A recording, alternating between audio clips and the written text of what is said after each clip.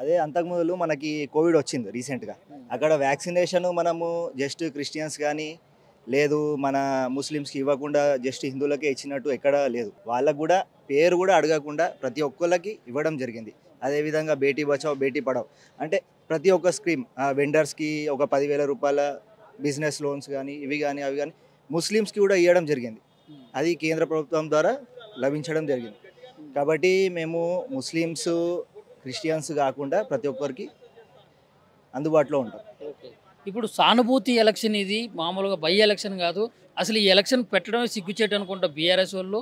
లేకుంటే సానుభూతి ఎలక్షన్ కాదు. ఖచ్చితంగా అధికార పార్టీ నుంచి నిలబడుతున్నటువంటి అభ్యర్థి కాబట్టి నవీన్ యాదవ్‌ను ఖచ్చితంగా గెలిపించుకోవటమే ఒక పట్టు పట్టుకొని కూర్చున్నటువంటి అధికార ప్రభుత్వం. మీరు చెప్పినట్టు సానుభూతి కొంచెం ఉంటుంది. కాకపోతే మేడం సునీత అనేటామె ఎక్కడ రాజకీయంగా ఎక్కడ తిరగలేదు, ఏ పార్టీ ప్రోగ్రాంలో అటెండ్ చేయలేదు ఇప్పటివరకు.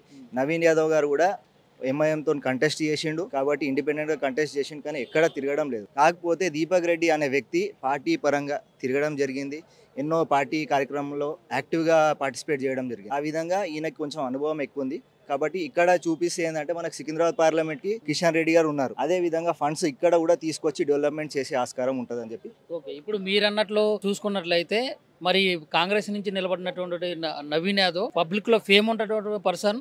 ఖచ్చితంగా గెలుపు మాకే ఖాయం అయిపోయిందని చెప్పి వాళ్ళు ఒక ధీమాతో ఉన్నారు. ఇంకా ఏదంటే మెజారిటీ కోసం చూస్తున్నట్లు కూడా చెప్తా ఉన్నారు.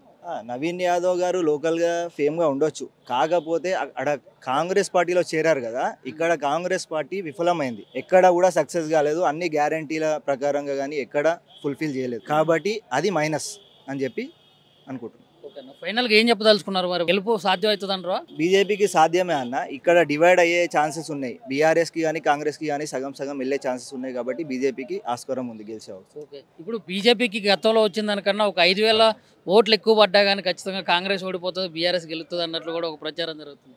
అవునన్న. ఎంతవరకు వాస్తవం? గతంలో వచ్చిన 30-35 వేల ఓట్ల కంటే ఈసారి ఒక 10-15 వేల ఓట్లు ఎక్కువనే వస్తాయని చెప్పి భావిస్తున్నాం.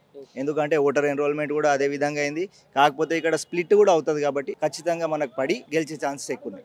ఇప్పుడు మీ లక్ష్యం అధికార పార్టీ నుంచి నిలబడినటువంటి నవీన్ యాదవ్ని ఓడించడమా, లేకుంటే బీజేపీ నుంచి నిలబడినటువంటి లంకల దీపక్ రెడ్డి గారు గెలిపించడమా, లేకుంటే బీఆర్ఎస్కి సపోర్ట్ చేయడం? లేదన్న, లంకల దీపక్ రెడ్డి గారిని గెలిపించడము. అదే విధంగా ఈసారి ఖచ్చితంగా లంకల దీపక్ రెడ్డి గారు గెలుస్తున్నారు.